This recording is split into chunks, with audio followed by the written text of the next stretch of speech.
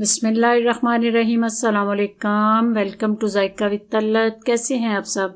अल्लाह आप सबको अपनी अमान में रखे, जहाँ भी रहें खुश रहें, आबाद रहें। आज मैं आपको बड़े नए स्टाइल से, बड़ी नई रेसिपी से गाजर के पकोड़े बनाने लगी हूँ। ये इतने टेस्टी पकोड़े बनते हैं कि एक दफ़ा आप बना के तो बार बार आपका दिल करेगा आप आलूओं के पकोड़ों को, पालक के पकोड़ों को पीछे कर देंगे और इंशाल्लाह ताला आपको इतने पसंद आएंगे कि आप बार बार गाजर के पकोड़े बनाने पे मजबूर हो जाएंगे। आपने मेरे कहने पे एक दफ़ा इसको ज़रूर ट्राई करना है। चलें बनाना शुरू करते हैं। इसके लिए जो चीज़ें चाहिए, ये थोड़ी सी मैंने हल्दी ली है, इसकी कलर अच्छा आता है। ये आगे पिसा हुआ ज़ीरा और थोड़ी सी कसूरी मेथी, ये आपने ज़रूर डालनी है।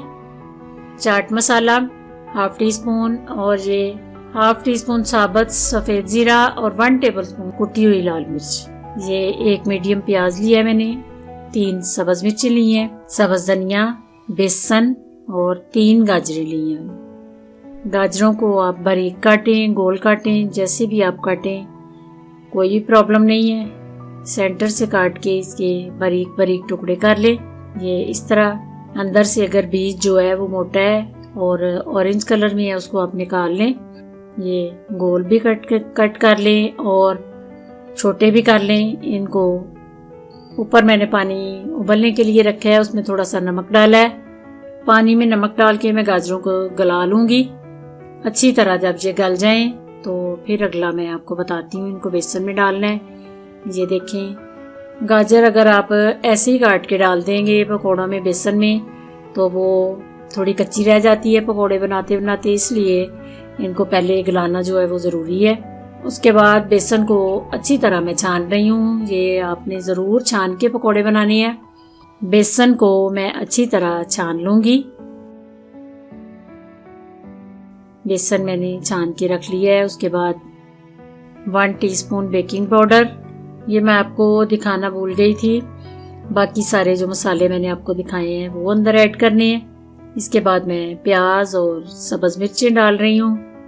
के बाद सब्ज़ धनिया। ये चीज़ें जो हैं आप कम ज़्यादा अपने मटेरियल के हिसाब से कर सकते हैं। उसके बाद मैं अंदर गाजरें ऐड कर रही हूँ। गाजरों को फिर अंदर डाल के चम्मच से थोड़ा मिक्स करके फिर हाथ से मैं अच्छी तरह मिक्स करूँगी। थोड़ा सा पानी डालना है, ज़्यादा पानी नहीं डालूंगी ताकि ये नरम ना हो जाए। थोड़ा सा पानी डाल के मैं मिक्स करके तो फिर चेक करके पानी डालूंगी, क्योंकि गाजरों में भी पानी है तो ये ज़्यादा पानी नहीं लेगा बेसन। ये मटेरियल जो है इस शक्ल में होना चाहिए। इसके बाद मीडियम आंच पे मैंने ऑयल को गर्म किया है और उसको चेक कर लिया है, ये तैयार हो गया। फिर मैं चम्मच की मदद से एक एक पकोड़ा अलग अलग करके, ज़्यादा पकोड़े नहीं डालूंगी ताकि ये आपस में जुड़ ना जाएं। ये देखें, अल्हम्दुलिल्लाह इतनी अच्छी लुक पकोड़ों की आई है और इतनी मज़े की खुशबू आ रही है। ये आप जब बनाएंगे तो फिर आपको अंदाज़ा होगा कि कितने मज़े के पकोड़े हैं और इतनी खूबसूरत शक्ल इनकी तैयार हुई है। बाज़ दफ़ा हम एक ही चीज़ के पीछे लग जाती हैं, कोई नई रेसिपी भी ट्राई करनी चाहिए। उसका टेस्ट हो सकता है ज़्यादा उससे अच्छा हो। ये आपने गाजर के पकौड़ों को ज़रूर ट्राई करना है और अगर पसंद आए तो अपने फ्रेंड्स में, अपनी फैमिलीज़ में ज़रूर शेयर कीजिए।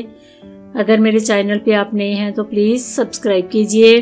दुआ में मुझे याद रखना। अल्लाह आप सबका हामी और नासिर। खुदा हाफिज़।